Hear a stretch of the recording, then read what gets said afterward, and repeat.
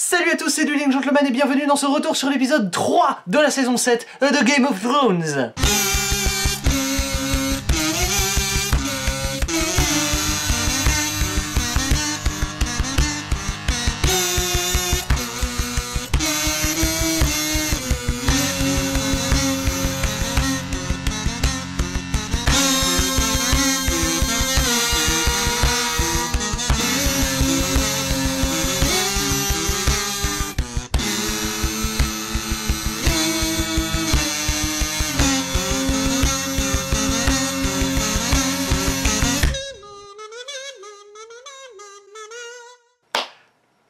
Alors, à quoi s'attendre dans ce nouvel épisode de Game of Thrones? Eh bien déjà, il s'appelle La Justice de la Reine, il dure quasiment 1 heure, et vu le titre, je pense qu'on va voir la vengeance de Cersei par rapport à la mort de Myrcella, sa fille, puisque Euron va lui ramener Ellaria Sand et sa fille Taïn.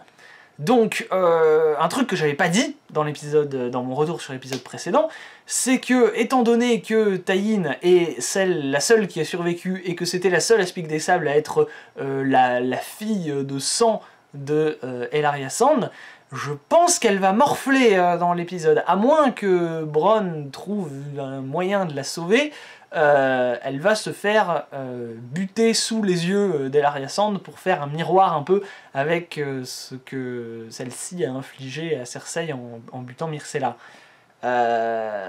C'est con parce que c'était le seul membre des Aspics des Sables qui avait un tant soit peu d'intérêt, qui avait été légèrement, je vais pas dire développé parce que c'est un bien grand mot pour ces gens-là, mais qui avait un petit peu de charisme en dehors de voilà, sa simple fonction. Donc, ben voilà, je pense que à la fin de l'épisode, là, il n'y aura plus d'Orne du tout. Ce sera fini. Et puis, bon, après, on va sûrement revoir Bran dans cet épisode. Le limier aussi, puisqu'ils étaient absents des épisodes précédents. On va peut-être voir leur arrivée à Winterfell, surtout Bran, et Arya potentiellement aussi d'ailleurs. Et Jon en voyage vers Père Dragon, vu que c'est quand même loin, hein, Winterfell et Père Dragon, je m'attends pas à ce qu'il arrive à Père Dragon dans cet épisode, ou alors à la toute fin, ça pourrait être la scène de fin, j'en sais rien. On verra, et je vous propose qu'on se lance dans le visionnage immédiatement. Pike? Je me souviens pas que Pike était dans les 2 génériques précédents. Ah bah on y commence même à Pike. Ah non, ah d'accord, ok. Vous êtes là. Bon bah j'ai déjà niqué une de mes prédictions. Si vous le permettez, je vais garder vos épées. Oui, bien sûr. Ouais. Bon, heureusement que nous on sait qu'il a raison de le faire parce que j'espère qu'il a gardé un poignard quelque part.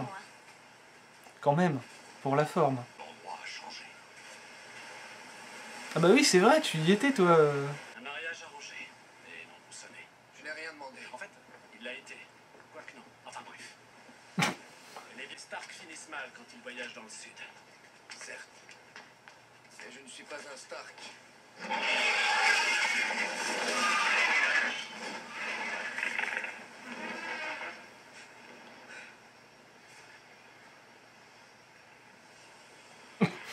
Vous vous y accoutumerez. Mais, à vrai dire, non. Je me demande pourquoi vous n'êtes pas allé accueillir nos invités. On se le demande. Dois mourir dans cette cité étrange. Comme vous un jour.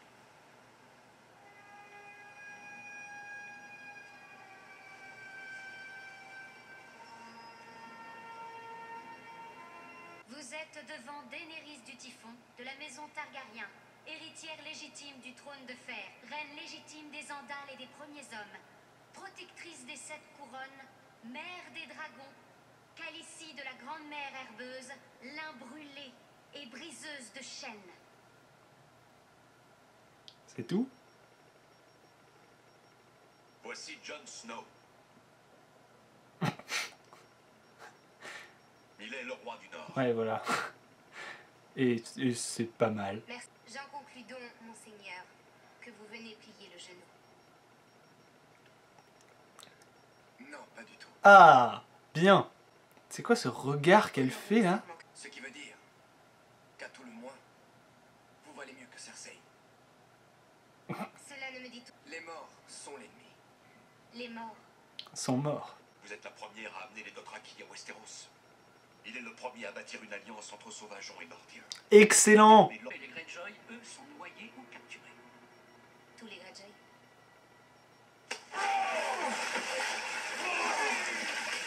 Avec Euron Greyjoy commandant nos forces navales et Jaime Lannister à la tête de nos armées, les fils et les filles de Westeros défendront leur pays.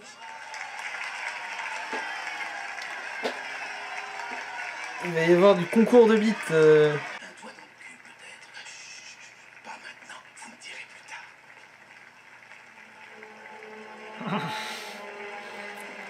Ça va super bien se passer. Et donc le roi Chou était pire que ça.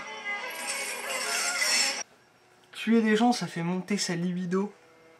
On en est vraiment là. On ne fait pas de paris, mais on investit sur des démarches qui nous paraissent être les bonnes.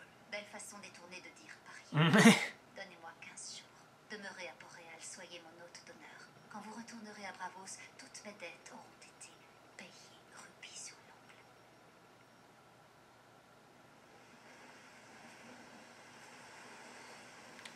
Curieux de savoir comment tu veux faire ça.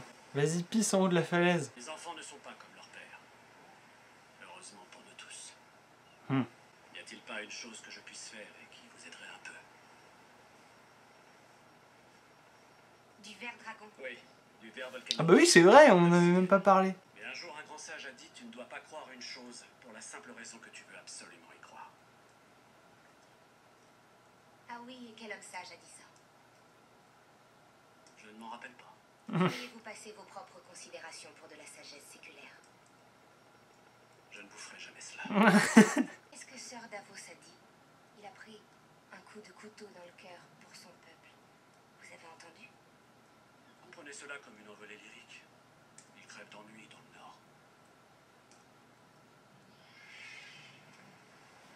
Nord.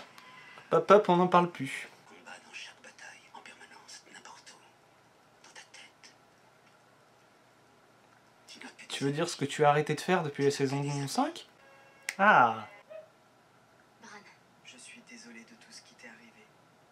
Je suis désolé que ça se soit passé là, sous notre toit. C'était vraiment une belle nuit. La neige tombait. Comme maintenant, Attends, tu vas vraiment lui raconter ça? dans ta robe blanche de mariage. Peut-être un léger manque de tact, me mettre au chaud, Bran. Bran.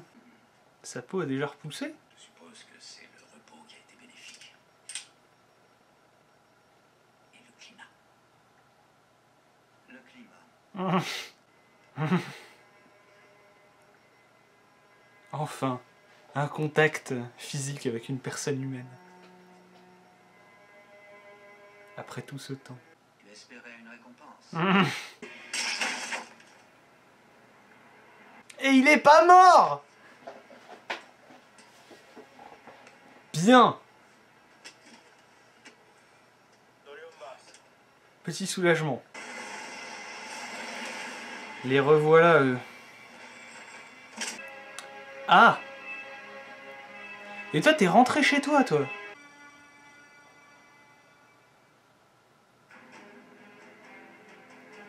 Ah ouais, c'est comme ça que ça se finit. Bon. Ok. Nous passons donc au débrief de l'épisode qui s'appelle The Queen's Justice, qui a duré, j'avais dit, quasiment 1 heure dans l'introduction. Nous allons voir déjà comment elle est découpée. Ça commence avec 15 minutes 30 à Port-Réal, ce qui est absolument énorme, suivi d'1 minute avec Théon, ce qui est ridicule. Ensuite 12 minutes 30 à Port-Réal, ce qui est méga correct. Retour 7 minutes 30 à Père-Dragon, encore une fois, c'est pas mal. Ensuite 5 minutes à Winterfell, 4 minutes avec Sam, 4 minutes 30 à Castral Rock et 6 minutes 30 à Haut-Jardin. On voit que l'épisode a quand même été découpé en parties relativement longues, comparé à l'épisode précédent, quand je vous disais qu'on avait passé 3 minutes 30 à Port-Réal, puis 2 minutes 30 avec Sam, et puis à nouveau 1 minute 30 à Port-Réal, enfin bref, même les séquences relativement courtes, comme celle de Port-Réal qui faisait 5 minutes au total, avaient été coupées en deux, histoire d'en partir puis d'y revenir, enfin bref. C'était assez étrange comme choix de découpage d'épisodes de ce qu'on avait eu la fois dernière. Là, ce coup-ci, l'épisode prend bien son temps. Il nous met donc 15 minutes, hein, par exemple, à Père Dragon. Là, on peut dire qu'il y a de la prise de temps. En cumulé, il suffit juste d'ajouter les 2 séquences à Père Dragon, puisqu'après toutes les autres sont des séquences uniques. Donc je vais le faire quand même. 23 minutes à Père Dragon, 1 minute avec Théon, 12 minutes 30 à Port-Réal, 5 minutes à Winterfell, 4 minutes avec Sam, 4 minutes 30 à Gastral Rock et 6 minutes 30 à Haut-Jardin. Ce qui fait que vous avez là, quelque part ici, la répartition dans l'ordre croissant des minutes accordées à chaque séquence. Où on voit d'ailleurs que Père Dragon prend un bon 40% de l'épisode, ce qui est justifié étant donné que c'est quand même la rencontre entre Jon et Daenerys, c'est quand même pas de la merde. Par contre, autant les scènes s'enchaînent relativement lentement, hein, puisqu'on a quand même des longues séquences, etc., autant les événements de la série s'enchaînent de manière assez rapide.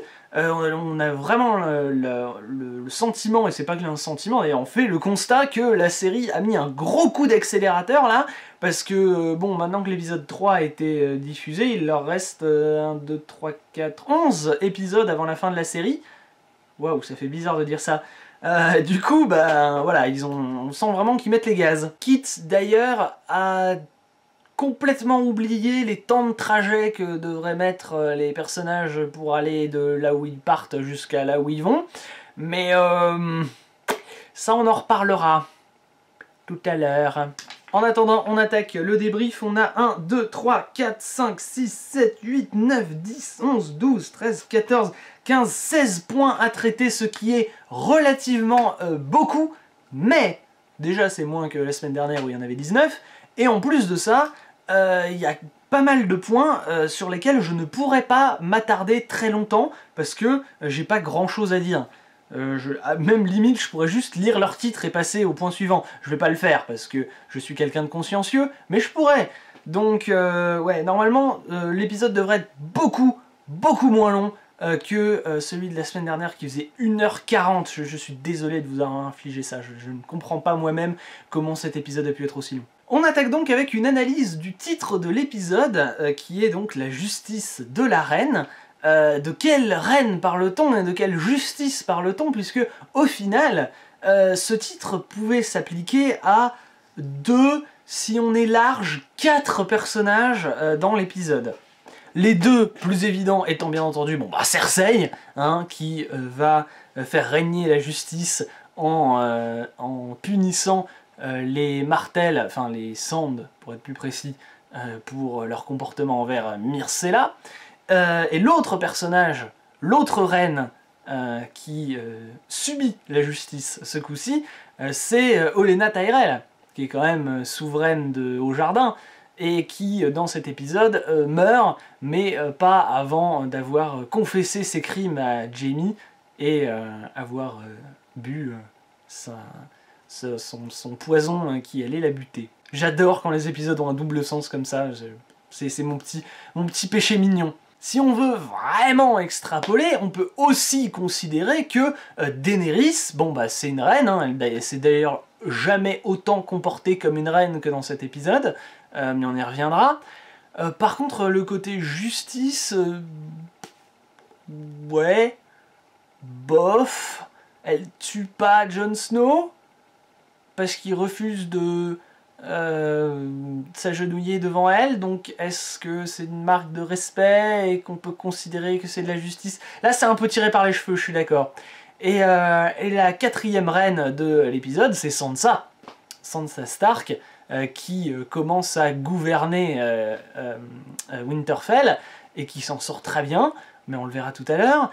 Et par contre, elle, le côté justice est totalement hors de propos, elle ne fait rien du tout qui ressemble de près ou de loin à rendre ou recevoir la justice. Donc, non. C'est une reine, techniquement, mais ça s'arrête là. Je pense vraiment que l'épisode était surtout une ambiguïté sur les deux premières que j'ai citées, c'est-à-dire Cersei et Lady Olenna, parce que, bon, il y a d'autres reines, mais pas de justice. Bien, maintenant qu'on a discuté du titre, passons au contenu de l'épisode en lui-même, quand même.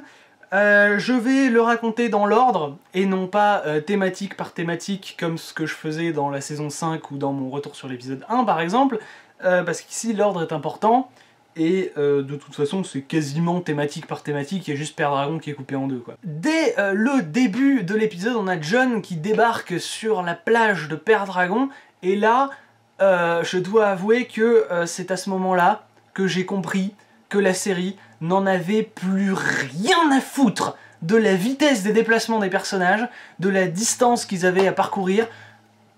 Que dalle. D'ailleurs, dans cet épisode, c'est même encore pire que ça, parce que Euron arrive carrément à se téléporter d'un bout à l'autre de la map en même pas la moitié d'un épisode. On y reviendra, mais c'est chaud. Donc voilà, la série a décidé vraiment de mettre le turbo, comme j'avais dit. Il leur reste plus que 11 épisodes avant la fin de la série, donc il faut qu'ils aient raconté tout ce qu'ils aient à raconter. Donc on n'a plus le temps de regarder les personnages voyager ou d'attendre un épisode pour dire que voilà, il a voyagé, c'est bon.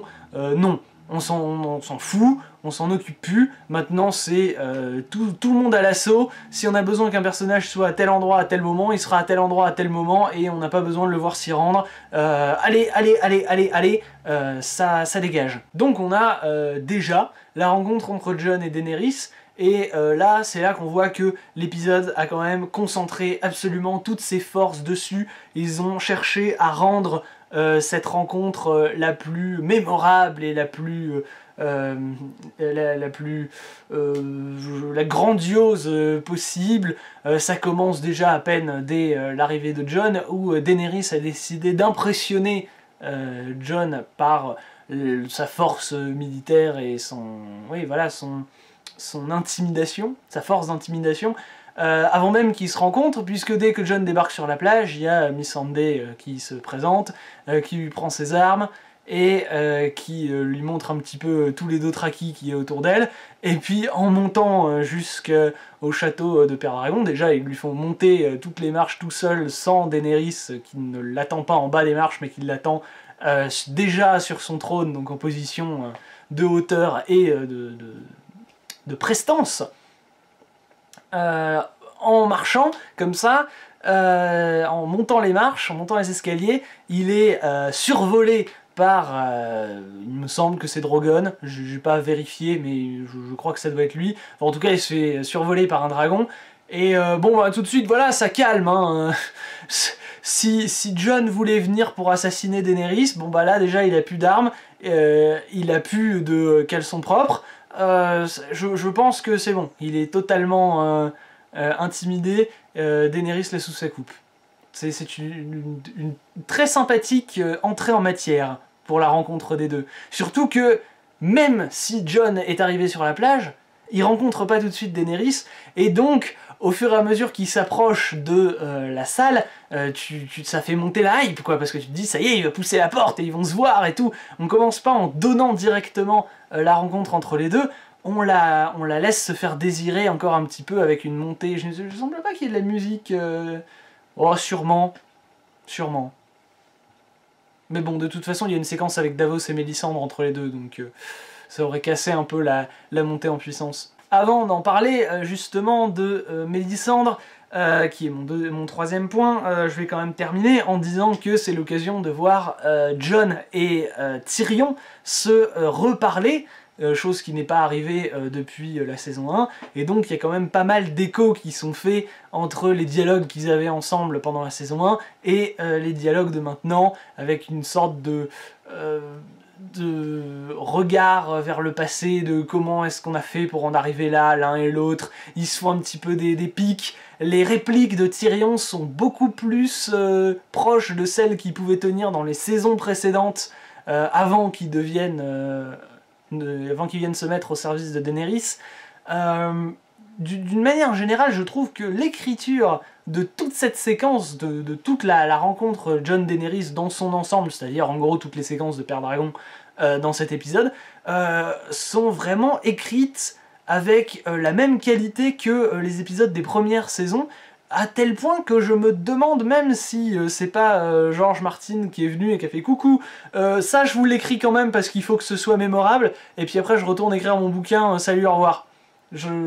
C'est possible.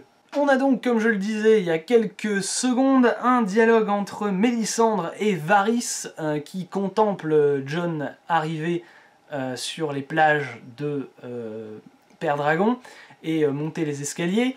C'est là que Mélisandre se dit que ça chauffe un petit peu pour son cul parce que non seulement il y a Jon mais en plus il y a Davos. Alors on va se barrer, hein, s'il vous plaît. Allez, faites chauffer la colle, j'embarque pour Volantis. Et donc il y a Varys qui vient un petit peu la narguer. Et leur dialogue est pas méga intéressant.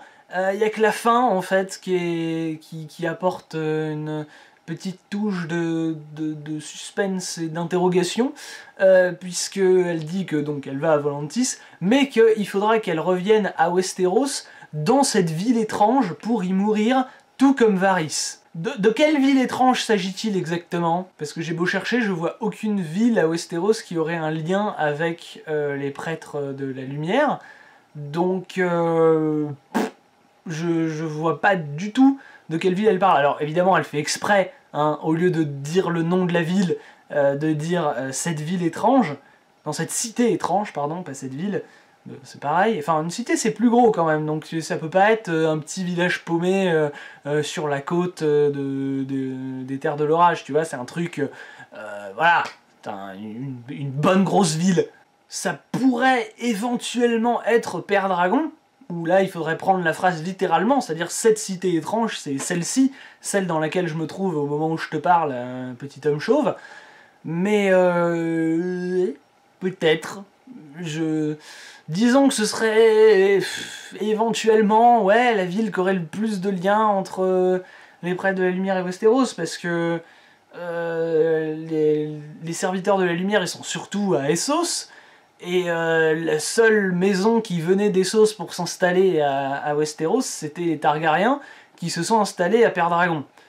Donc allez, pourquoi pas, allons-y, mais c'est pas très clair. Mais bon, donc j'imagine que c'est pas la dernière fois qu'on voit Mélisandre, et on apprend que Varys va mourir.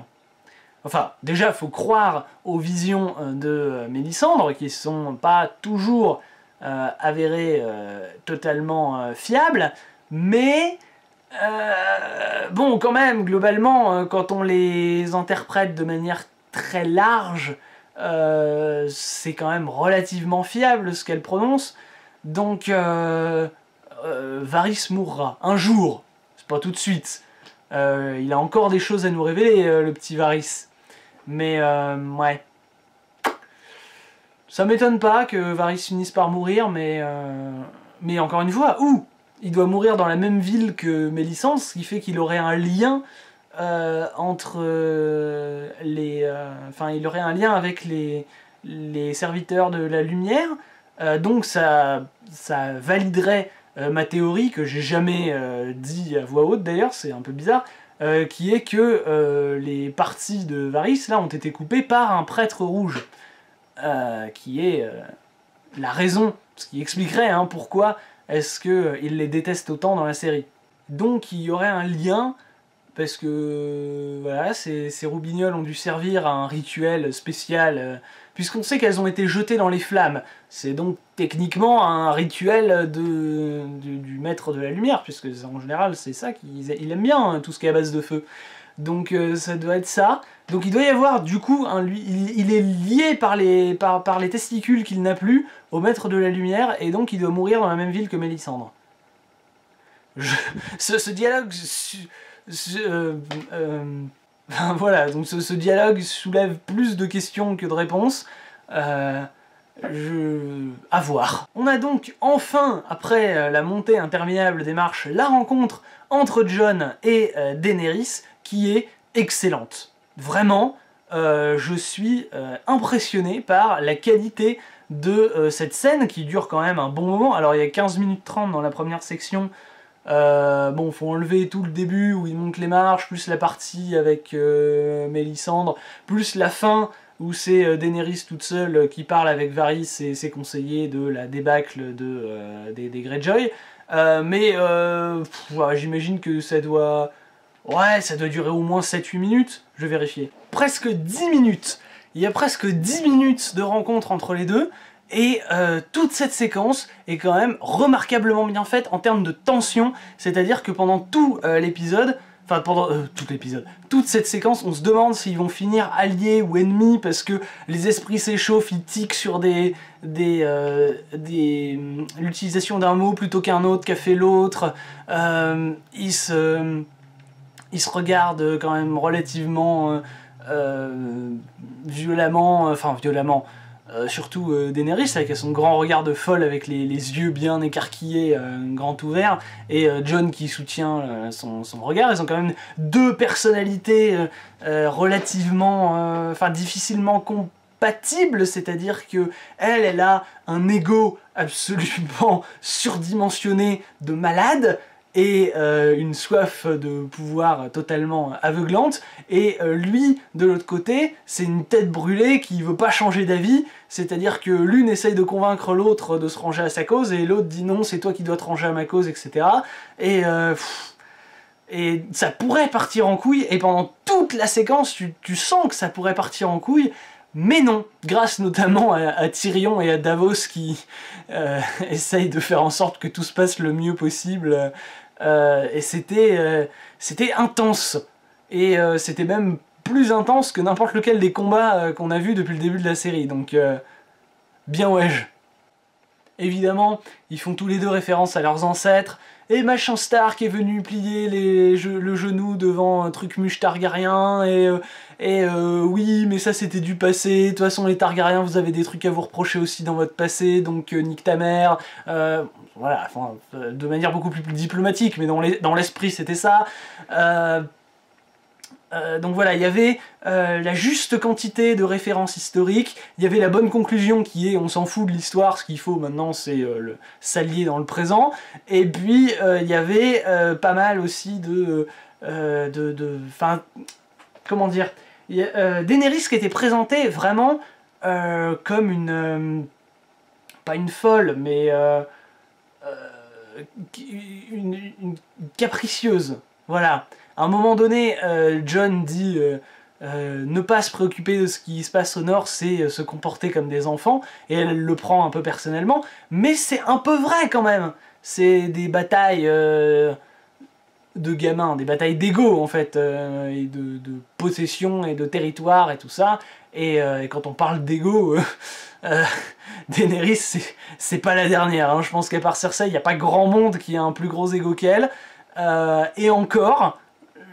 des fois j'hésite, du coup c'est vrai qu'elle était vraiment représentée comme une capricieuse, mais encore pas trop, on comprend, elle a fait tout ce chemin là depuis des saisons et des saisons entières pour en arriver là, et là il y a un petit mec qu'elle connaît pas du tout, et qu'elle ne croit même pas vraiment dans ce qu'il raconte, qui lui dit qu'il faut qu'elle envoie ses troupes au nord pour pour battre un ennemi dont elle n'a jamais entendu parler. Donc sa réaction est compréhensible, mais elle veut quand même forcer Jon à plier le genou, elle veut voilà, qu'il se soumette et qu'il la reconnaisse comme la seule et véritable souveraine des 7 couronnes et tout ça. On a compris, merci. Daenerys veut le pouvoir. Elle ne l'aura pas, hein, elle ne l'aura pas. Et du coup, entre l'un qui lui demande de faire un truc totalement irréalisable à ce stade de leur rencontre, et l'autre qui veut absolument rien entendre, évidemment, ça se termine en dialogue de sourds. Ce qui est très bien, c'est très bien, parce que ça aurait pu être complètement nawak cette rencontre entre Jon et Daenerys. Ça aurait pu être Jon qui pousse les portes, et là t'as Daenerys qui fait « Ah, vous êtes le fameux Jon Snow dont je n'ai entendu que que des éloges. Oui, et vous êtes Daenerys Targaryen, aussi belle qu'on le dit, et vous êtes trop forte et tout. J'ai croisé vos Dothraki, et eux non plus ne tarissent pas d'éloges de votre personne. Très bien, allez, débarrassez cette table-là, bien cette table en pierre là qui est à côté de moi pour qu'on puisse baiser comme des sauvages. Tout le monde quitte la pièce. Non, ils ont pas fait ça, et c'est très bien. Bordel de merde, il fallait pas qu'ils se croient et qu'ils se fassent confiance mutuellement dès la première scène. Il faut que ce soit une relation qui prenne du temps. Ça va être compliqué parce que la série a plus l'air d'avoir vraiment du temps à accorder à quoi que ce soit, mais quand même, voilà, il faut que ce soit une relation de confiance progressive qui garde intactes les envies et les personnalités de chacun. Je crois que j'aurais dû commencer par ça en fait. Quatrième et dernier point sur cette première séquence à Père Dragon, c'est le speech de Davos qui vient un petit peu essayer d'aider Jon Snow qui était un peu mal barré dans la discussion là, et qui mentionne un peu tous les actes héroïques que Jon a accomplis, et dans sa liste, parmi, il a fait s'entendre les habitants du Nord avec les sauvageons, ce que personne n'avait réussi avant lui, il a été couronné roi du Nord alors même que c'est un bâtard, et tout ça, il laisse un petit peu s'échapper cette information qu'il s'est pris un coup de poignard dans le cœur et qu'il est mort pour défendre ses idéaux et qu'il a été ressuscité par Mélisandre. Il finit pas toute la phrase que je viens de vous dire puisqu'il est un petit peu interrompu par Jon. À mon avis, c'est la ligne de dialogue qui va permettre un petit peu à ces deux personnages de se lier. Ces deux personnages étant Daenerys et Jon. Une fois que la vérité aura éclaté au grand jour, on sent que ça intrigue Daenerys parce qu'elle en reparle à Tyrion à un moment dans la deuxième séquence à Père Dragon. Tyrion balait ça un peu d'un revers de la main en disant que c'était une métaphore. Quel est l'intérêt du coup de ce point de détail, dirons-nous? Déjà, Jon n'est pas au courant que Mélisandre s'est rendue à Père Dragon, donc il ne sait pas que Daenerys est au courant de l'existence des prêtres de la lumière et de la magie et de tout ça, donc il a probablement pas voulu lui raconter des trucs un peu trop abracadabrantesques, déjà qu'il lui parle de marcheurs blancs, enfin de morts qui sont revenus à la vie et qui essayent de conquérir Westeros. Si en plus de ça, il doit lui mentionner le fait qu'il est mort et qu'il a été ressuscité par une sorcière, bon, elle va le prendre pour un fou. En tout cas, c'est ça qui se dit dans sa tête. La vérité, c'est que non, puisque Mélisandre est là, Daenerys connaît complètement le concept des prêtres de la lumière, puisqu'il y en a plein à Essos. Elle serait probablement très sensible au fait que Jon est mort pour ses idéaux tellement il voulait les défendre, sans oublier que Varys est là, et que Varys connaît plutôt bien le fonctionnement des sorcières rouges, et donc il pourrait convaincre Daenerys que Jon ou Davos ne racontent pas de la merde. Maintenant, la vraie question c'est comment est-ce que Daenerys va finir par être au courant que Jon s'est pris un coup de couteau dans le cœur et qu'il en est mort, et qu'il a été ressuscité. Je vois pas 36 000 solutions.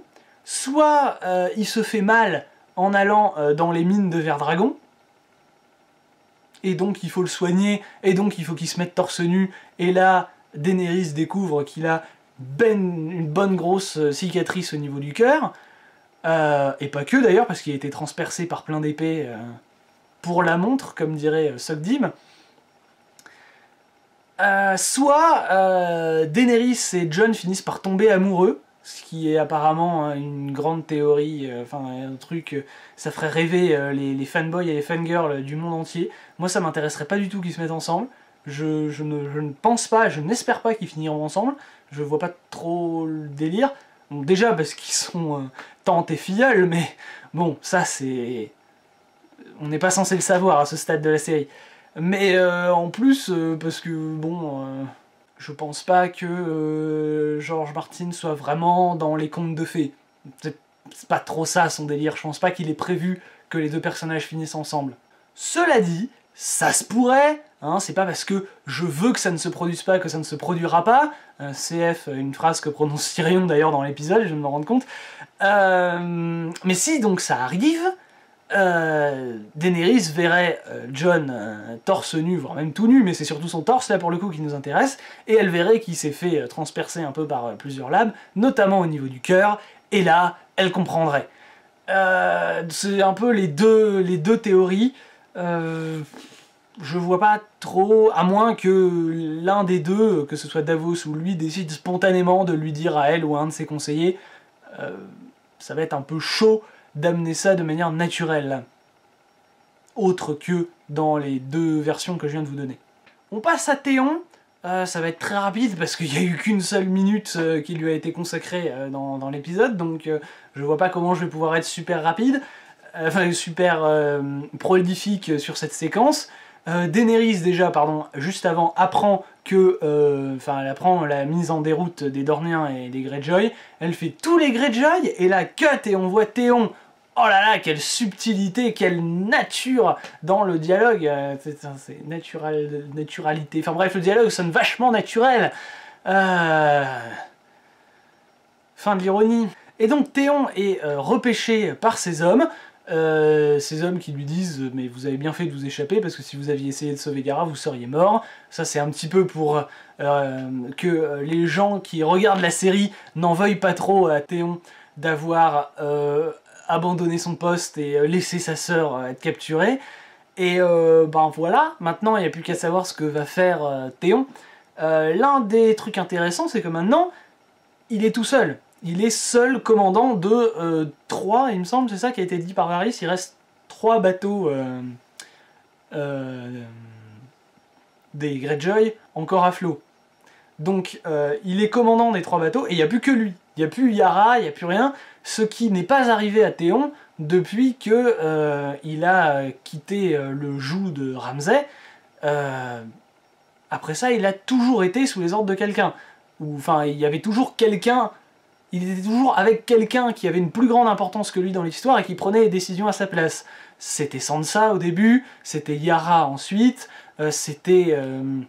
bah c'est tout. Enfin, Daenerys, ça va, techniquement, après, une fois que Yara s'est mis sous le commandement de Daenerys, maintenant, il n'y a plus Daenerys, il n'y a plus Yara, il n'y a plus Sansa, il n'y a plus personne. Il est le seul personnage avec un nom, avec un prénom qu'on connaît, de tous ces 3 bateaux là, donc il en est le commandant, et donc il va peut-être, enfin il va devoir retrouver des compétences de meneur. Je ne sais pas pendant combien de temps il va être comme ça tout seul, mais plus longtemps il y restera, et plus il reprendra de sa superbe.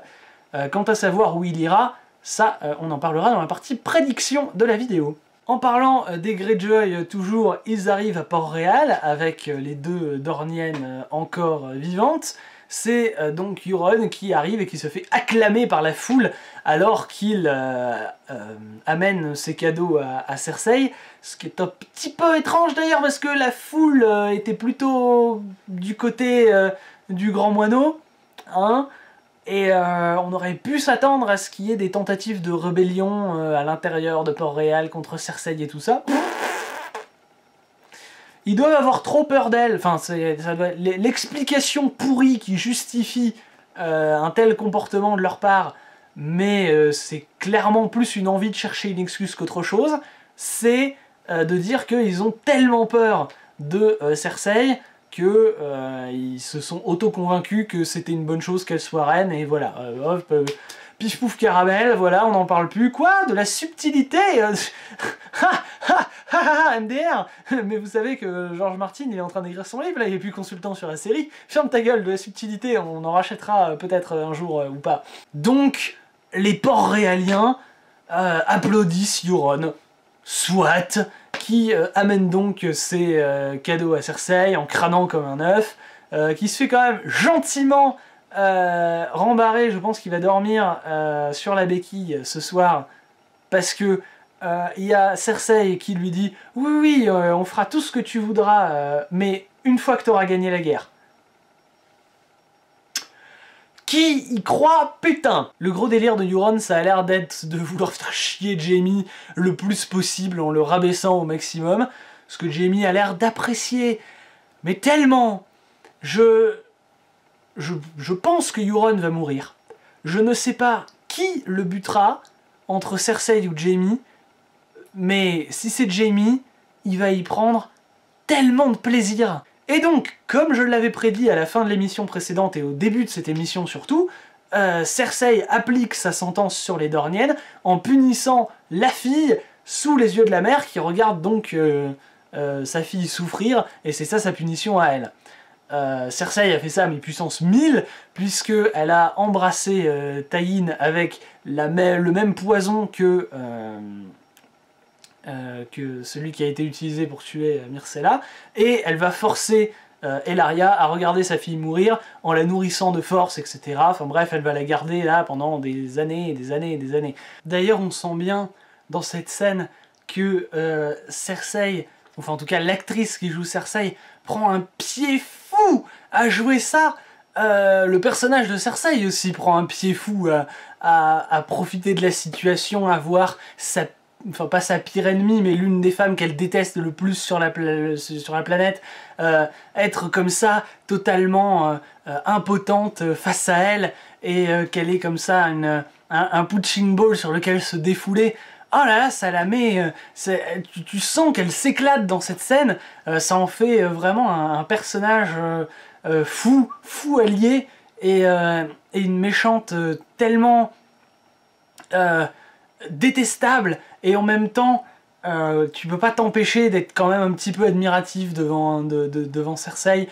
Il y a beaucoup de références qui sont faites à la maternité, bien sûr, puisque Cersei et Ellaria sont toutes les deux mamans, et elles ont ou vont toutes les deux perdre leur fille.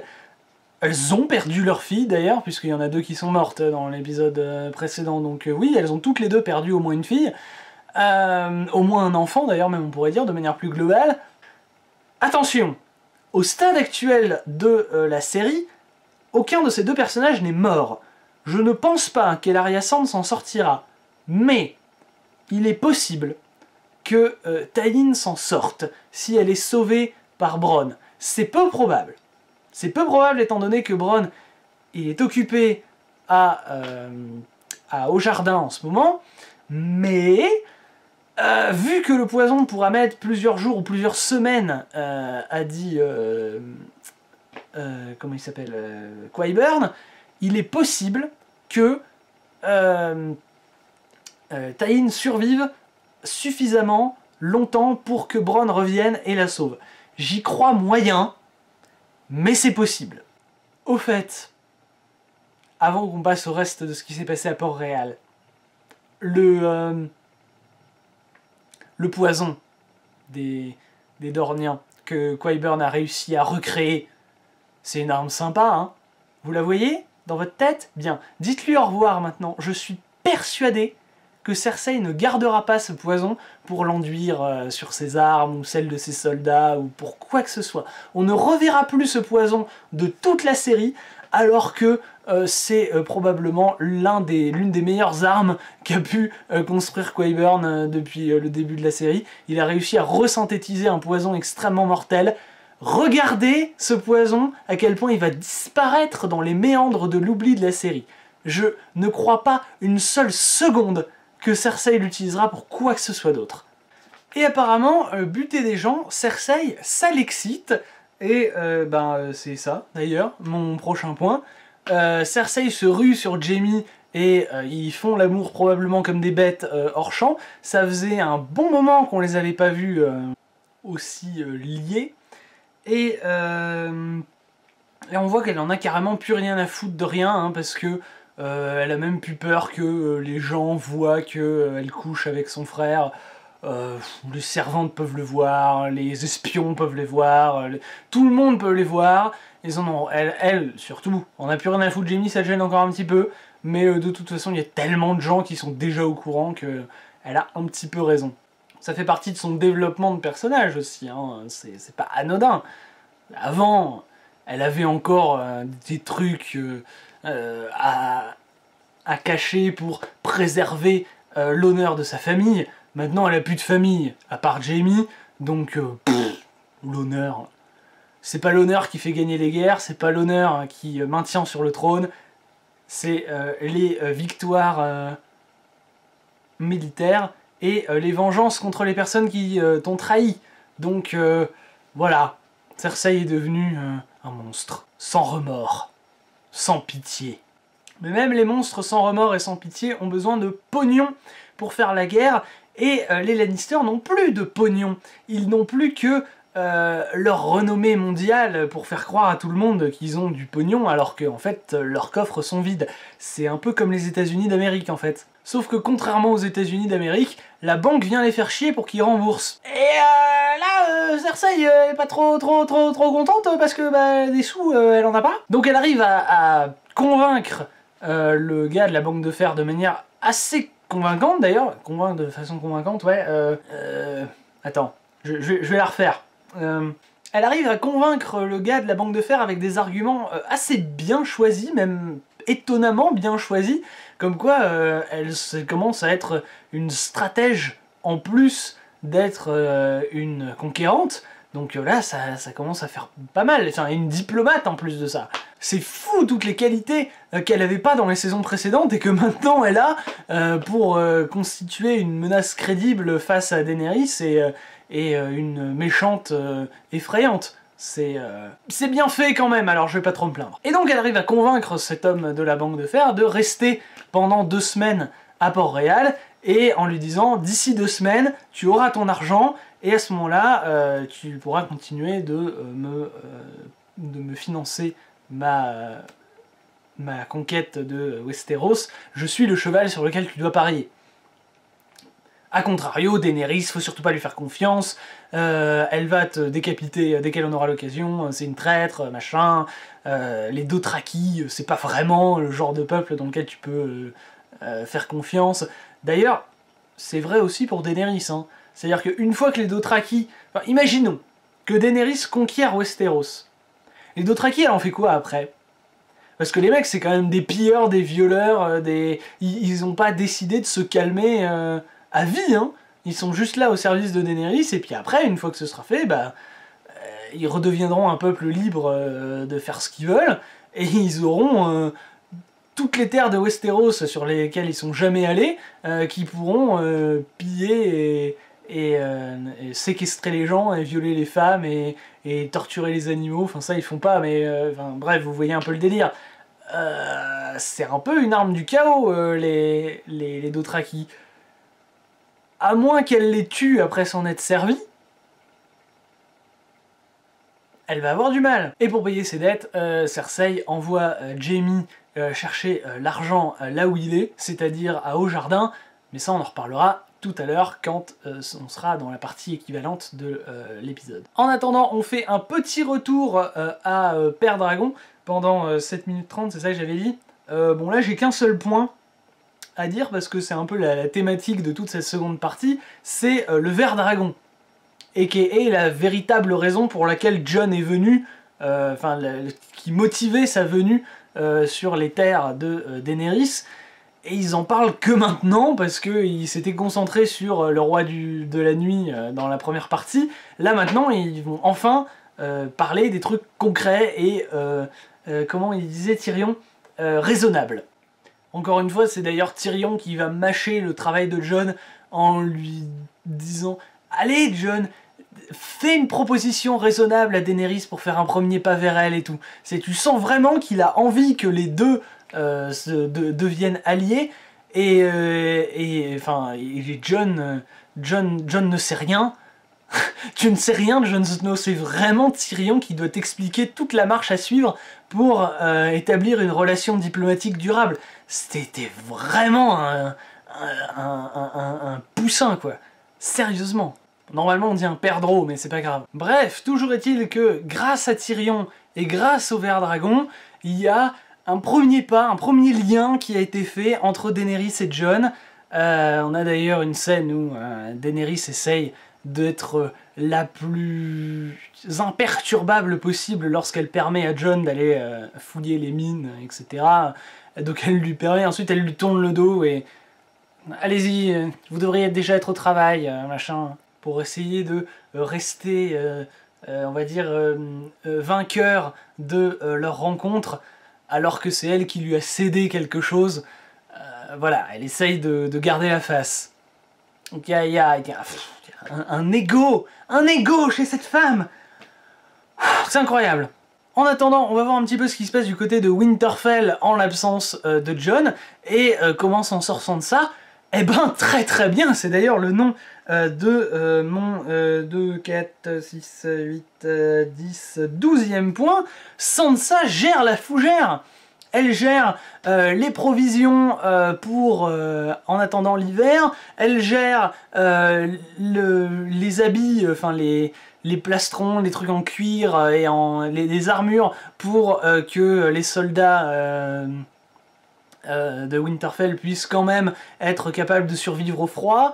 Elle gère un peu tout ça, elle voit du long terme parce que l'hiver est là, mais il n'est pas encore là dans sa forme la plus rude et la plus longue. On peut encore circuler plus ou moins. Donc voilà, il est encore temps de se préparer à l'hiver, il n'est pas encore là, mais elle le voit déjà arriver. Voilà, elle se révèle être une excellente gestionnaire. Et c'est pas trop tôt, bordel! C'est pas trop tôt de montrer que Sansa pourrait être une excellente reine, parce que si ma théorie selon laquelle c'est elle qui finit sur le trône de fer à la fin de la série est exacte, bah il faut bien montrer qu'elle est capable de le faire un petit peu en amont. Et c'est là qu'on le voit. Et donc je suis très content.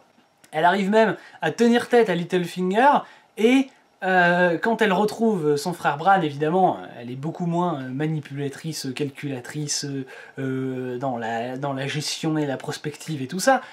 Mais c'est pas grave.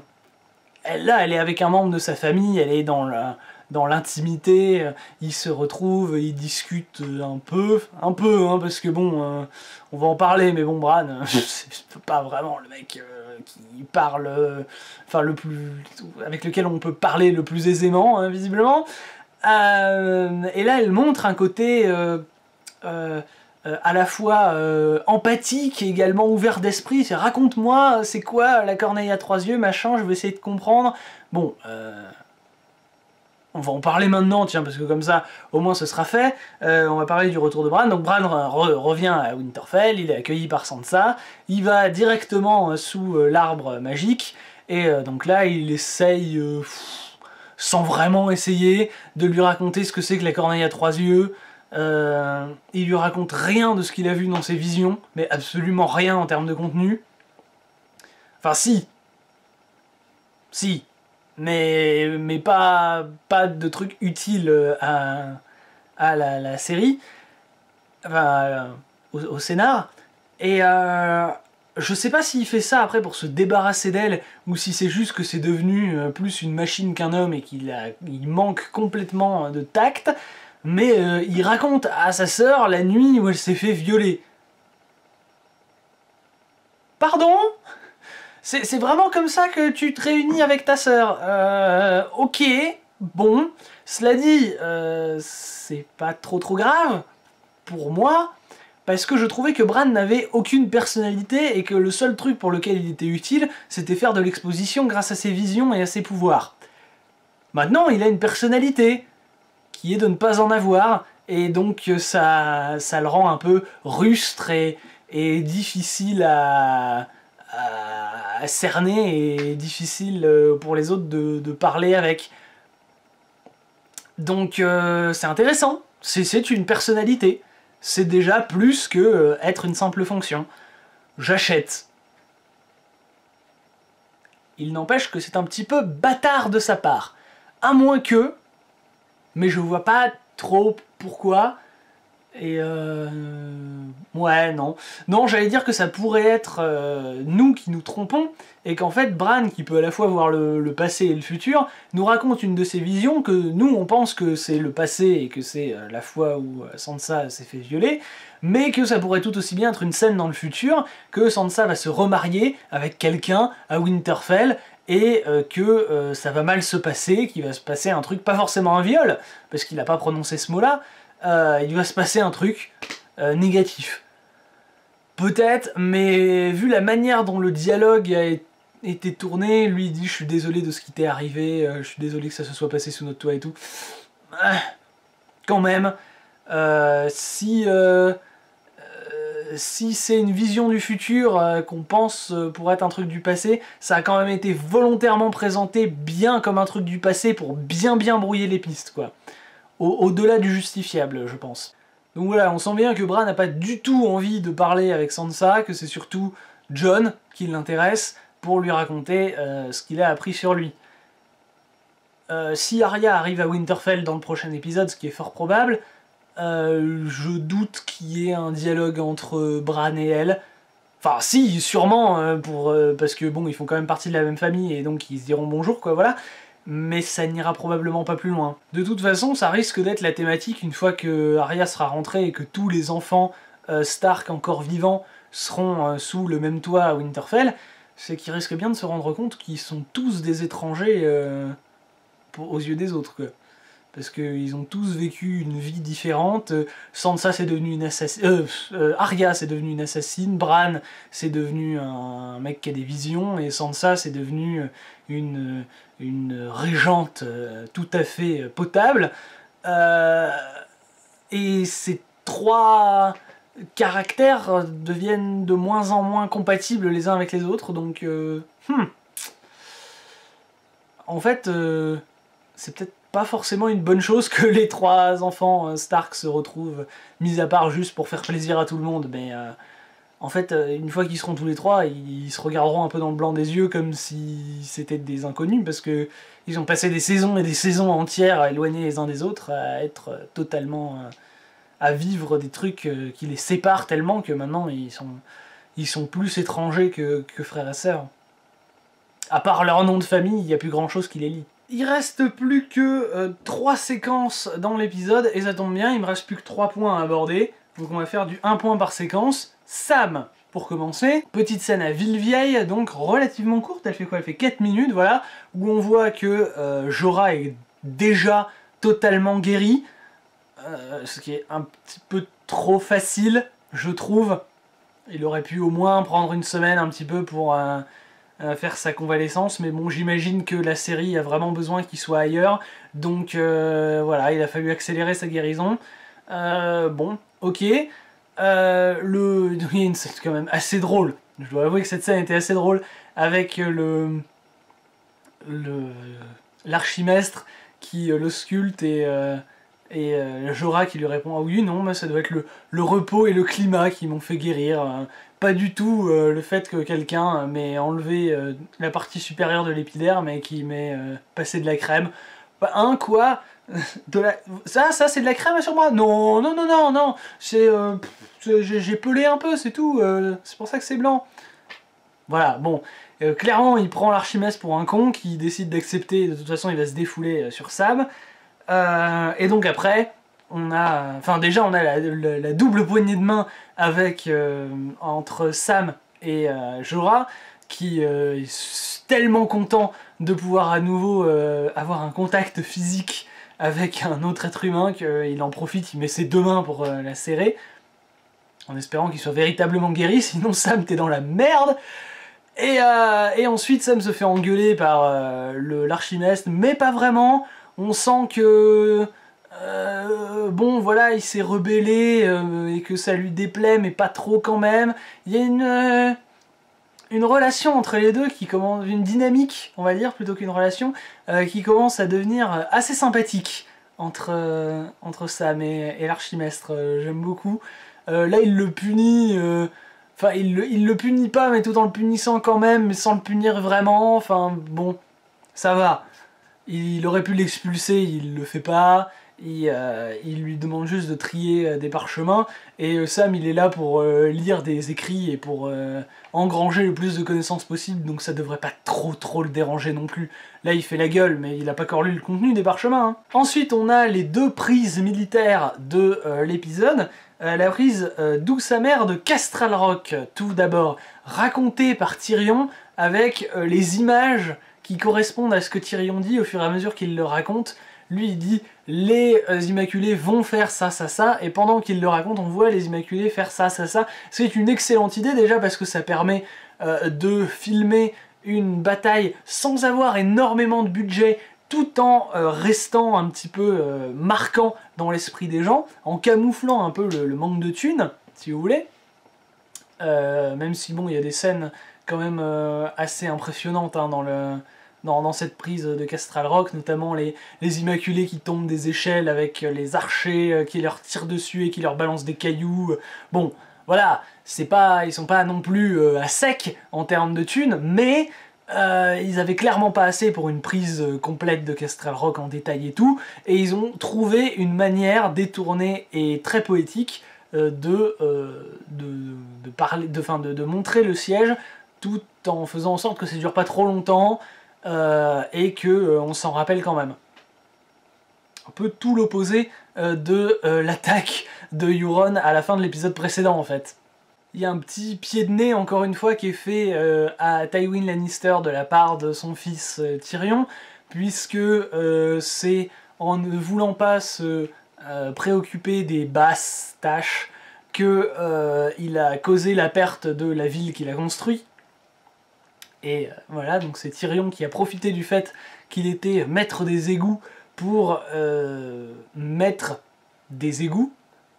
Ha ha ha ha ha, mettre une entrée spéciale dans les égouts qui faisait que du coup les prostituées pouvaient s'introduire dans Castral Rock, mais également l'armée de Daenerys. Donc c'est symboliquement c'est pas mal. Malheureusement, et c'est pour ça que je dis que c'est une prise douce amère, c'est parce que même si elle est réussie, eh ben c'est quand même un coup dur pour Daenerys, parce que déjà elle a pas tué autant de Lannister que ce qu'elle croyait, puisqu'ils sont tous partis au jardin, et en plus de ça, sa flotte s'est fait détruire par Euron. Pendant qu'il y avait la bataille pour essayer de prendre Castral Rock, les bateaux qui étaient restés à quai, eh ben, ils se sont fait démolir par la flotte de Euron, qui s'est totalement téléporté en un demi-épisode. Il est passé de Port-Réal avec Cersei à Castral Rock, en passant par la mer, puisqu'il a ramené ses bateaux. Donc il a contourné tout Westeros par le sud. Non, il s'est téléporté en fait, hein, parce qu'il a réussi à arriver avant, ou non, enfin juste après... Non, juste avant la flotte de Daenerys, alors qu'elle est partie avant lui, puisqu'elle est partie à la fin de l'épisode précédent. Enfin, c'est n'importe quoi, n'importe quoi. Les déplacements sont totalement injustifiables. Jamais Euron n'aurait pu arriver à temps à Castral Rock. C'est du foutage de gueule atomique, mais la série s'en fout. Et donc, eh bien écoutez, vous savez quoi? Moi aussi, voilà, merde. Et donc, grâce à cette téléportation absolument va te faire foutresque, eh bien, on a les Immaculés qui sont dans Castral Rock, mais qui peuvent pas revenir jusqu'à Daenerys parce que ils ont plus de bateau. La seule manière, ce sera d'y aller à pied, et ils vont être obligés d'y aller à pied. Ils peuvent pas décider de rester à Castral Rock pour tenir la forteresse, puisque Euron est arrivé tellement avant eux qu'il a eu le temps de vider la ville de ses provisions, ce qui fait qu'ils sont totalement niqués. Voilà, maintenant les Immaculés vont devoir marcher jusqu'à Père-Dragon, c'est-à-dire traverser en gros d'ouest en est le continent de Westeros, un continent qu'ils ne connaissent pas. Ça va être la merde. Pour eux, ils sont vraiment en mauvaise posture, ce qui est un bon coup militaire, vraiment. Ce sera Jaime qui va l'expliquer un peu plus tard. C'est vraiment un excellent coup militaire. Si ça avait été traité, ça avait pris le temps de prendre le temps de me faire ça bien, ça aurait été encore mieux. Mais bon, c'est pas grave. On se souviendra que voilà, il y a un twist dans l'épisode. Voilà. Yes. Oui, parce que pendant ce temps-là, les armées Lannister sont au jardin, comme je viens de le dire, parce que Jaime a décidé, enfin Cersei a décidé d'envoyer Jaime attaquer au jardin pour déjà prendre le territoire parce que c'est gratuit, et en plus pour récupérer tout l'argent que possèdent les Tyrell, qui sont la famille la plus riche de tout Westeros, pour prendre leur thune et la filer à la Banque de Fer, parce que elle réclame son dû, et Cersei lui a promis ça en moins de 2 semaines. On y croit, on y reviendra dans les prédictions. la bataille ou la prise de Haut-Jardin, je sais pas comment vous voulez l'appeler, est plus une confrontation entre Jaime et Olenna après la bataille, parce que il y a une ellipse pendant la bataille en elle-même qui est totalement expédiée, on ne voit que les résultats de cette bataille. C'est justifié par Lady Olenna qui dit que son armée n'a jamais été bonne au combat de toute façon, voilà, notre symbole c'est une rose d'or, donc on n'a pas à savoir se battre. Bah disons que quand tu possèdes la plus grosse réserve de blé et dans les deux sens de Westeros, ce serait bien d'avoir une armée capable de la défendre quand même, parce que sinon tu vas forcément te faire attaquer. Je ne comprends pas cette manière de réfléchir, mais bon, soit. Disons que ça arrange le scénar. Ça m'étonnerait que ce soit aussi facile dans les livres. Je ne sais pas parce que je les ai pas lus, et ça m'étonnerait même d'ailleurs qu'on en soit à ce stade. Là, on est arrivé sûrement dans les territoires inconnus pour les lecteurs, avec George Martin qui n'a pas fini d'écrire ses bouquins. Donc, j'en sais rien, mais je suppose que ce sera plus subtil dans le livre que ça. Voire même que ça se passera pas du tout comme ça, c'est possible aussi. Mais bon, je sais pas si ça aurait vraiment eu un intérêt exceptionnel qu'on ait cette confrontation militaire entre les Lannister et les Tyrell, puisque le gros intérêt de la scène, c'est quand même d'avoir une confrontation avec les mots entre Jaime Lannister et Olenna Tyrell, plus que entre leurs armées respectives. Une scène très bien faite, j'ai été un peu pris au dépourvu, je m'attendais pas à ce que ce soit la fin de l'épisode. En général, ils aiment bien conclure l'épisode sur quelque chose de fulgurant et de marquant, et j'ai pas trouvé ça extrêmement marquant. Disons que c'est symbolique, c'est... voilà, ça se finit dans la douceur et l'amertume en même temps, mais je sais pas, ça méritait peut-être pas une fin d'épisode pour moi. Mais bon, je ne suis pas showrunner. Jaime se fait enfin dire ses 4 vérités en face, c'est-à-dire Cersei est une pétasse intergalactique, il ne faut pas que tu la suives, arrête d'être aveuglé par ton amour pour elle, reprends ta vie en main, bute-la, parce qu'elle est aussi folle que le roi fou, ou en tout cas elle va le devenir, donc il faut pas que tu te laisses dériver, il n'est pas trop tard, tu peux encore faire le bon choix. Bon, c'est pas dit de cette manière-là par Olenna Tyrell, mais ça a sûrement, j'espère, cet effet-là sur Jaime. J'espère. Et puis, suite à la mort douce de Olenna Tyrell, qui d'ailleurs est revenue dans son château hors champ, hein. La dernière fois, dans l'épisode 2, elle était à Père-Dragon avec tout le monde. Là, elle s'est retéléportée dans son château parce que bah, le scénar avait besoin qu'elle soit dans son château, hein, c'est ça. Maintenant, il ne faut même plus s'intéresser à la vitesse de déplacement des personnages. C'est pas un facteur à prendre en compte dans les théories pour ce qui se passera dans les épisodes suivants. Ce qui est un peu chiant d'ailleurs, mais bon, voilà. Donc après sa mort digne, qu'on ne voit pas d'ailleurs à l'écran, on la voit pas tomber par terre, mais bon, ça m'étonnerait qu'elle ait un antidote, elle sait même pas ce qu'elle a bu, donc elle peut pas trouver un antidote, ce serait totalement con. C'est la fin des Tyrell, ça y est, les Lannister ont pris le contrôle et tout. Elle en profite quand même pour tourner la situation à son avantage. Elle avait peur de souffrir avec le poison, donc elle s'assure que c'est pas un poison qui fait souffrir, et une fois qu'elle le sait, elle le boit, et tout en ne souffrant pas, elle fait souffrir son interlocuteur avant de mourir en lui révélant un truc qu'il n'y a qu'elle savait, c'est-à-dire « C'est moi qui ai tué Mufasa !» c'est moi qui ai tué ton fils aîné.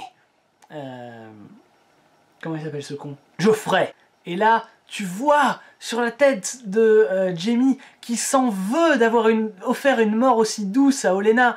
Il aurait dû faire comme sa sœur lui avait demandé, l'emmener jusqu'à Port-Réal pour la traîner par les cheveux et lui peler la peau, l'écorcher vive et la planter sur un pic, enfin un truc bien gore et bien dégueulasse. Mais non, voilà, elle va mourir d'une mort calme. Et s'il la bat avec son épée, il abrège ses souffrances, donc ça sert à rien, autant qu'il se barre. Elle a gagné même quand elle est morte. Cette femme est incroyable. Maintenant, quelle est l'importance de cette révélation? Quel impact ça va avoir sur l'histoire? Jaime, maintenant déjà, il est au courant que c'est pas Tyrion qui a tué son fils, ce dont il était déjà au courant puisqu'il l'a libéré pour ça dans la saison 4. Mais maintenant il a une vraie preuve. Quand il ira la présenter à Cersei, je sais pas trop ce que ça va donner. Je la vois pas pardonner à Tyrion. Enfin, on n'en est plus au stade où elle va dire « Ah bon, bah ok, bah s'il a pas voulu tuer mon fils, alors ça va. » Bah il a essayé de prendre Castral Rock et pour l'instant il a réussi d'ailleurs. Enfin, je veux dire, il t'a clairement trahi, puis t'es pas du tout le genre de femme à t'excuser. Donc je sais pas quelle importance cette information aura pour la suite, mais ça m'étonnerait que ça en ait une énorme.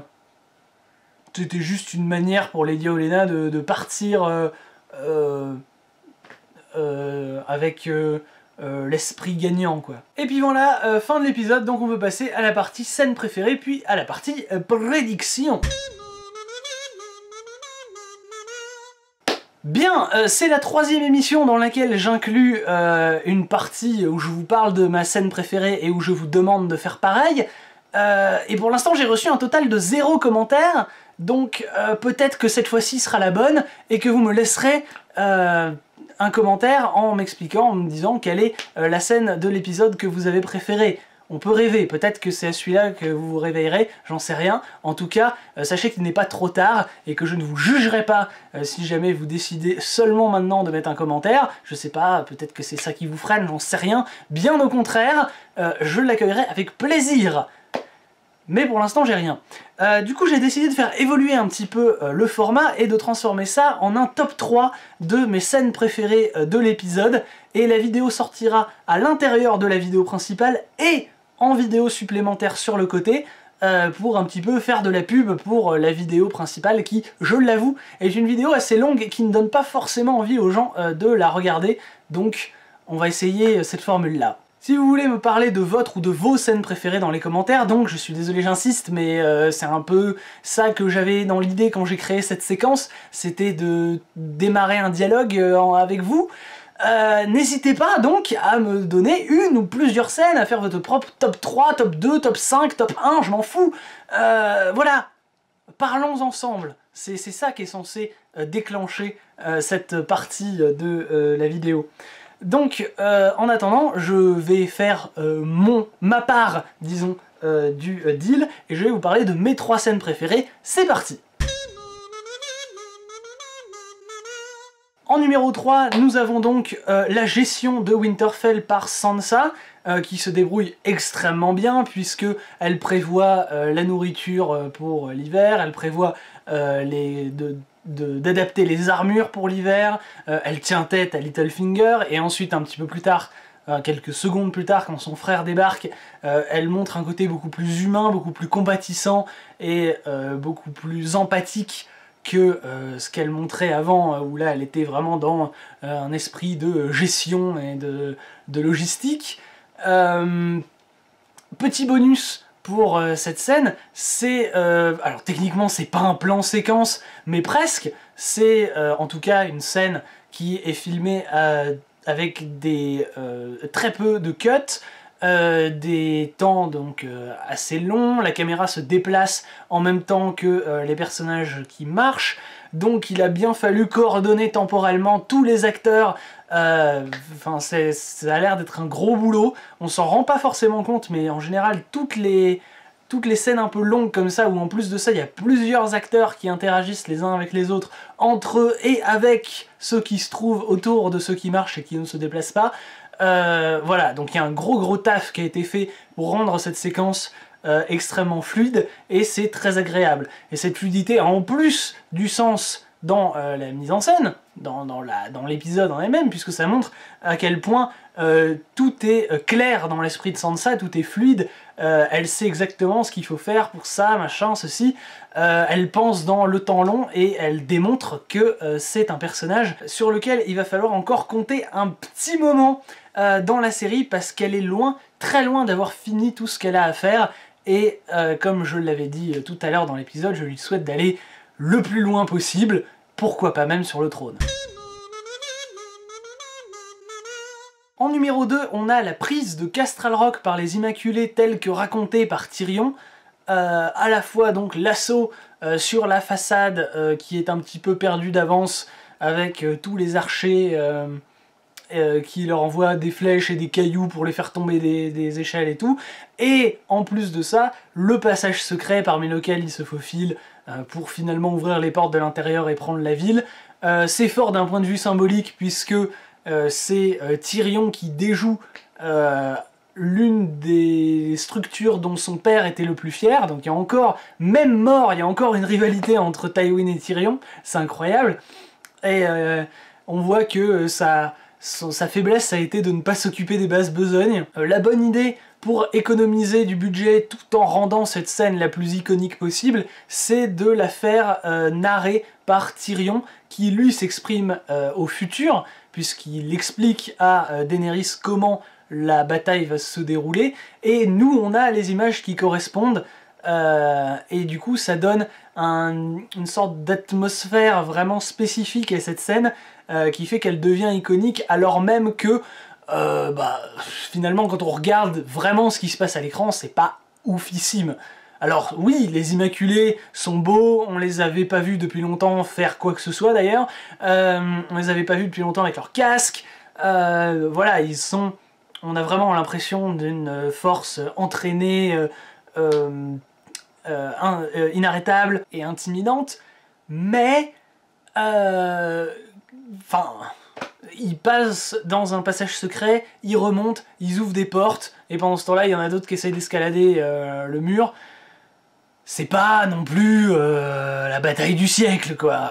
Voilà. Si elle avait été filmée telle qu'elle, sans la narration de Tyrion par-dessus et qu'on avait mis de la musique et des bruitages, ça aurait été 15 fois moins mémorable que ce que ça ne l'est maintenant.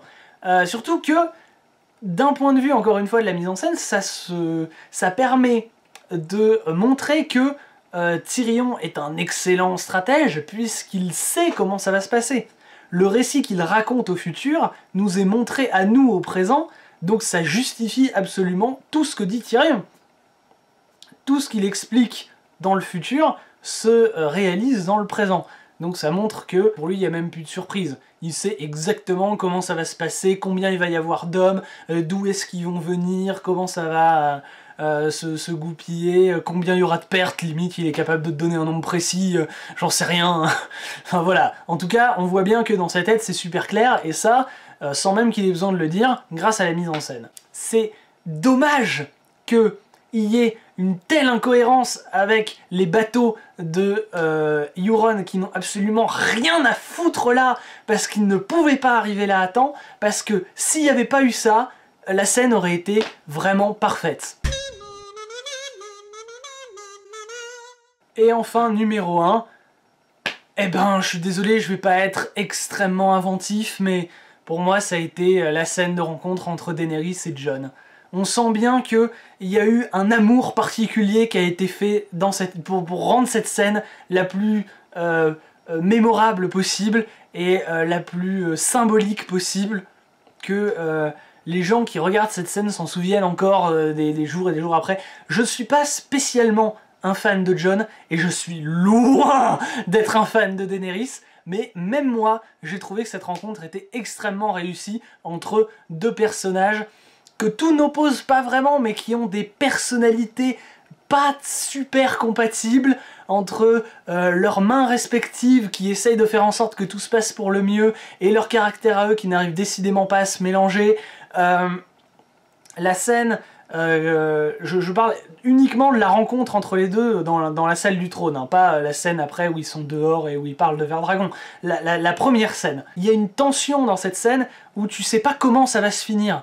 Parce qu'avec les répliques absolument décomplexées qui fusent d'un côté comme de l'autre de la pièce, ça pourrait très bien finir, pas en bain de sang parce que Jon il a plus d'armes, mais enfin, il pourrait se fâcher à vie, Jon pourrait tourner les talons et repartir chez lui, et même quand on sait où va l'intrigue à peu près, et qu'on se dit que c'est pas possible que ça se finisse comme ça, l'épisode installe quand même un suspense suffisamment pesant pour que tu doutes de tes certitudes. Et ça c'est balèze. Ça c'est vraiment balèze. Ils auraient pu faire une scène super facile en faisant du fanservice à gogo, où les deux se jettent dans les bras l'un de l'autre 15 secondes après s'être rencontrés, comme j'ai dit tout à l'heure dans l'épisode, et ils ne l'ont pas fait, ils ont préféré faire quelque chose de plus carré, de plus construit, parce qu'on a vraiment l'impression depuis le début de la saison 7 et même depuis un petit peu la fin de la saison 6, que les réalisateurs partent assez facilement, et les scénaristes aussi, partent assez facilement dans le fanservice, et le réalisme surtout, c'est le réalisme qui en pâtit beaucoup depuis la fin de la saison 6 avec tous les personnages qui arrivent à se téléporter là. C'est un peu chaud quand même. Mais là voilà, ils ont dit on arrête les bêtises, on fait quelque chose de carré, de mémorable, de fidèle à l'œuvre originale. C'est comme ça que doit se dérouler la rencontre entre Jon et Daenerys. Et on a voilà quelque chose qui se finit pas, où ils se tombent pas dans les bras de l'un de l'autre, même à la fin de l'épisode. Ils ont montré, comment dire, là ils ont vraiment voulu garder la personnalité des deux personnages, que ce soit une bataille d'ego presque entre les deux, et qu'aucun des deux ne lâche le morceau, parce qu'ils ont tous les deux des choses très importantes à revendiquer. Surtout Jon pour moi, mais enfin bon, voilà. Bref, cette scène était excellente, et c'est pour ça qu'elle est première de mon top. On passe aux prédictions ? Alors dans le prochain épisode, eh bien on verra très probablement Arya et le limier qui ont été totalement absents de cet épisode, sachant qu'ils font tous les deux route vers le nord, et probablement d'ailleurs ils font tous les deux route vers Winterfell, pas ensemble, mais si le limier se dirige vers le mur avec la fraternité sans bannière, à un moment donné, l'étape obligatoire pour tous ceux qui vont au nord de Winterfell, bah c'est Winterfell. Donc normalement, tout ce beau monde devrait se retrouver, si pas dans l'épisode suivant, celui d'après, à Winterfell. Ce qui sera à l'occasion d'une rencontre Arya le limier par exemple, mais ça je l'avais déjà dit dans l'épisode précédent. Et donc il n'y a pas grand chose de nouveau sur leurs intrigues, puisqu'ils étaient absents de l'épisode, donc on passe aux autres personnages, en commençant par Sam. J'ai mis Sam va trouver un truc dans les parchemins, et oui parce que notre cher archimestre a demandé à Sam de recopier à la main des vieux parchemins moisis qui traînent sur son bureau depuis... Pour qu'un parchemin ça moisisse, faut quand même que ça reste longtemps à l'air libre, donc à mon avis ils datent pas de la dernière pluie ceux-là, donc Sam va les recopier, et il y a de fortes chances que dans un de ces parchemins il y ait une information ultra importante, comme notamment par exemple l'acier valérien permet de tuer les marcheurs blancs, chose dont Sam n'est toujours pas au courant. Jon oui. Mais ça, Sam le sait pas. Cersei, je vois pas trop ce qu'elle pourrait faire, à part faire patienter le mec de la banque de fer en attendant que son argent arrive, puisque maintenant l'argent est en transition de Haut-Jardin jusqu'à Port-Réal. Alors maintenant, vu que les personnages ont la possibilité de se téléporter, ce serait bien possible que l'argent arrive à Port-Réal dès le début du prochain épisode. Maintenant...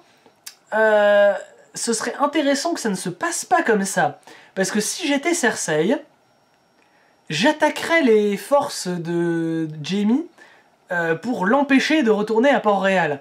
Maintenant que son armée est isolée et hors des murs de la capitale, elle peut totalement décider de foncer avec le gros de ses armées bien dévastatrices que sont les dragons et les Dothraki pour intercepter Jaime, et d'ailleurs même sans le savoir, elle intercepte l'argent, ce qui est une belle balle à tirer dans les pieds de Cersei. Si Varys pouvait avoir vent de la prise de Haut-Jardin par les Lannister, à ce moment-là il se précipiterait pour avertir Daenerys, et qui dirait bon allez, on attaque de front sans problème, surtout que le Bief c'est surtout de la plaine, donc bon...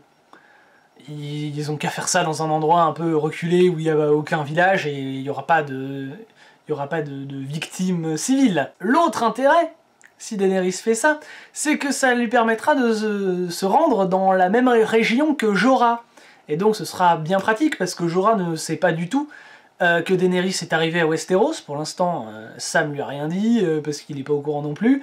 Donc il va errer un petit peu seul comme un con, et il est fort possible que si jamais Daenerys lance comme ça son assaut de Dothraki et de dragons, Jorah soit capable d'apercevoir ça au loin, et comprenne que sa bien-aimée est arrivée à Westeros, et à ce moment-là il va se précipiter pour rejoindre ses rangs. En attaquant, du coup, l'armée de dos. L'armée des Lannister de dos. Ce qui pourrait lui conférer un sacré avantage. Pas mal. Pas mal. Le seul problème que je vois avec cette stratégie et cette prédiction, c'est que bah, du coup, Jaime et Bronn seraient dans la bataille. Et j'ai ni l'envie, ni le sentiment que c'est à leur tour de mourir. Jaime a clairement pas fini son arc narratif, et Bronn est dispensé d'arc narratif pour être dans la série, parce que c'est un des personnages les préférés des fans, et que le tuer serait juste choquer les gens pour choquer les gens, quoi. Maintenant, voilà. D'ailleurs, il y a toujours un faible espoir, y compris de ma part, que Bronn finisse avec Taïn Sand, et que donc, la raison pour laquelle Taïn n'est pas encore morte, c'est que Bronn va se ruer vers elle pour la sauver et tout, mais pour ça il faut qu'il survive à l'assaut de Daenerys, si assaut il y a. Un autre défaut de cette prédiction, c'est que pour l'instant les grosses batailles n'ont pas vraiment eu de budget, et que là, s'il faut faire une grosse bataille entre toute l'armée des Lannister, qui doit probablement coûter assez cher à représenter à l'écran tellement ils sont nombreux, et toute l'armée des Dothraki qui doit coûter assez cher à représenter à l'écran tellement ils sont nombreux, plus les dragons qui coûtent extrêmement cher à représenter à l'écran, ouais, il est possible que niveau mise en scène, la bataille ce soit quand même pas glop. Soit c'est expédié, ce qui serait peut-être pas plus mal, soit ça traîne en longueur et c'est triste à voir. J'hésite, mais ouais. J'appréhende un peu. Si c'est ça qui se passe, j'en sais rien, j'appréhende un peu. Du coup, si c'est ça qui se passe, Cersei a plus l'argent à filer à la Bande de Fer, et celle-ci va se désolidariser d'elle, ou alors ça va la forcer à lancer une attaque sur une autre famille de Westeros, peut-être, je sais pas. Il y a qui dans les Terres de l'Orage en ce moment? Il y a plus personne? Ou alors peut-être aller jusqu'à Dorne pour récupérer leur butin, parce que les Dorniens sont tous morts, mais leur château est encore là, et leurs coffres sont encore pleins d'or. Donc soit ça, soit le Val d'Arim, peut-être, je ne sais pas. Vive Zeg, c'est à eux maintenant, ils vont peut-être ramener la thune qu'il y a là-bas, même s'il ne doit pas y avoir grand-chose. Ou alors elle va demander à Euron de financer son effort de guerre, même si bah, c'est des pilleurs et des voleurs, les Greyjoy. Donc avec la flotte de Euron, à ce moment-là, parce que lui il a plus grand chose à faire non plus, à ce moment-là ce qu'il ferait c'est qu'il irait piller et détrousser des gens pour ramasser un trésor et l'offrir à Cersei. C'est possible. Quoique, Euron il a des trucs à faire quand même, parce qu'il a capturé Yara, et donc il va peut-être vouloir la torturer un peu quand même. Il l'a gardée pour lui, il l'a pas offerte à Cersei, qui de toute façon n'en avait rien à foutre. Donc c'est sûrement pour quelque chose. Peut-être qu'il va essayer de la torturer et que Théon va réussir à la sauver. J'espère que c'est ça la suite de l'intrigue de Théon. Ouais, peut-être qu'il aura aussi cette mission-là d'aller piller quelque chose, on sait pas. Maintenant que les batailles ont plus lieu sur l'océan, Euron va plus être d'une méga grosse utilité à Cersei. Peut-être qu'elle va le buter, tout simplement, hein, c'est possible aussi.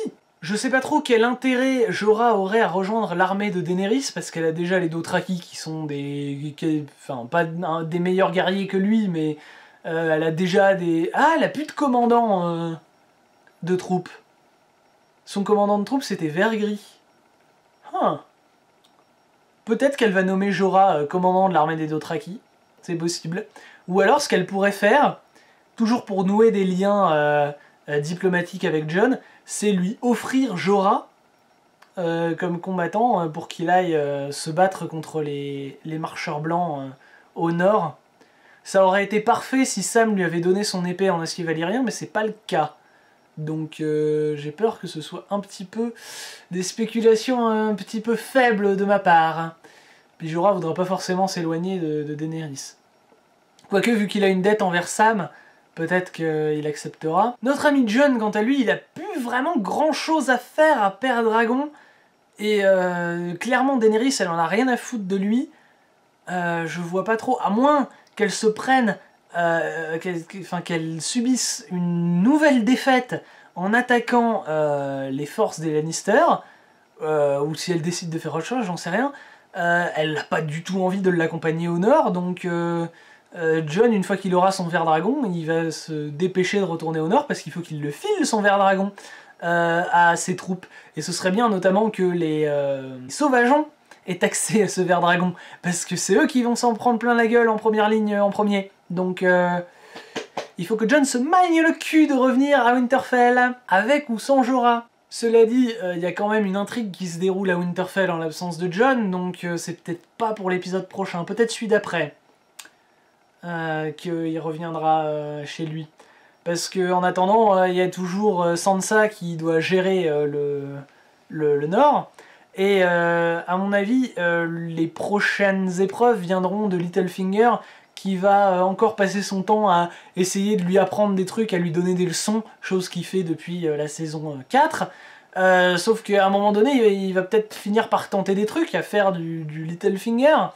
Je sais pas, et c'est là qu'elle le tuera, j'espère. En tout cas, c'est ça que je prévois, c'est comme ça que je vois sa mort depuis un moment déjà. Ce sera tué par Sansa ou par Brienne, sur l'ordre de Sansa, je l'avais déjà dit dans l'épisode précédent.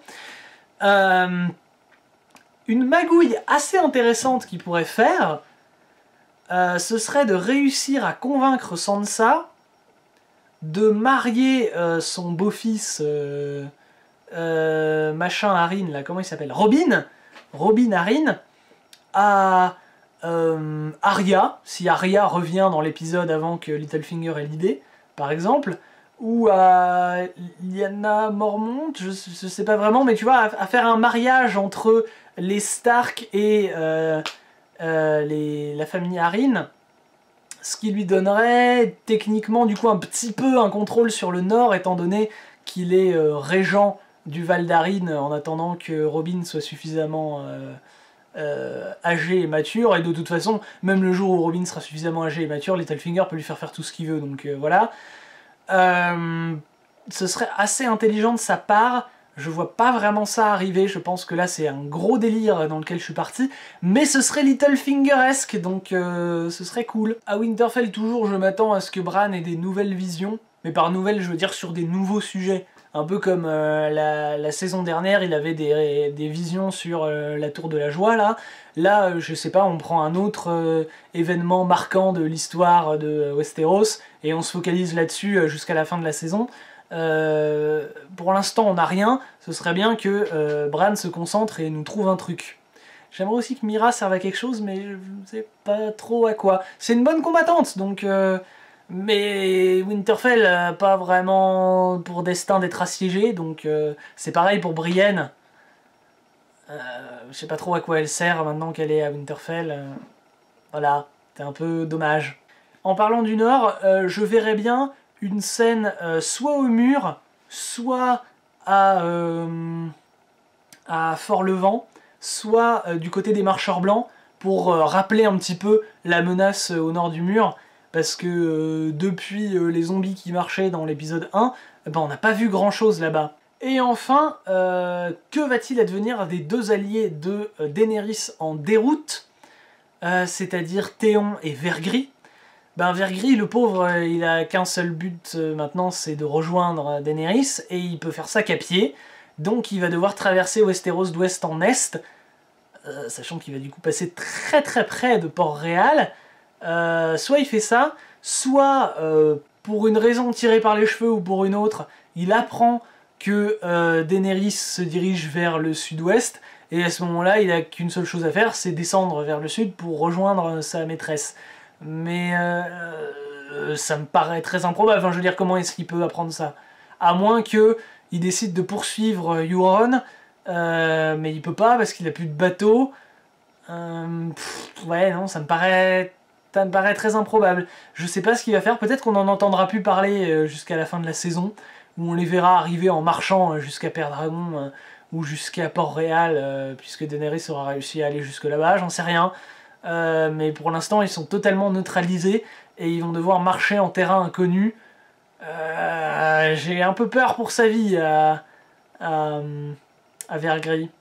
Et pour Théon, bah écoutez, il y a 2 destinations un peu réalistes vers lesquelles il pourrait se rendre. C'est soit Pike, pour poursuivre Euron et essayer de récupérer sa sœur, soit Pendragon, pour retourner voir Daenerys. Voilà. J'espère qu'il va aller à Pike pour libérer sa sœur et se réaffirmer en tant que personnage complet. C'est pas grave qu'il soit un petit peu schlingue, c'est même, ça le rend humain, c'est bien. Il pouvait pas comme ça passer de l'état d'homme détruit qu'il était à soudainement un combattant incroyablement courageux en l'espace de quelques épisodes. Il faut que ce soit réaliste, et donc là, maintenant que, comme je le disais tout à l'heure, il n'y a plus que lui, il n'y a plus personne d'autre que lui pour prendre des décisions, il va devoir prendre des décisions, et c'est lui qui va devoir décider, est-ce qu'on va jusqu'à Pike pour récupérer Yara ou mourir en essayant, soit ou bien est-ce qu'on va est-ce qu'on part en retraite à Pendragon pour retourner prendre des nouveaux ordres chez Daenerys, voire même est-ce que on accoste à l'endroit le plus proche, donc sur les côtes dorniennes, j'imagine, pour partir, s'exiler et ne plus faire partie de l'intrigue. Ce serait dommage qu'ils choisissent cette 3e option. Je le vois plutôt reprendre son destin en main et aller à Pike, mais peut-être que je mélange mes désirs avec la réalité. Bref, pas mal de questions.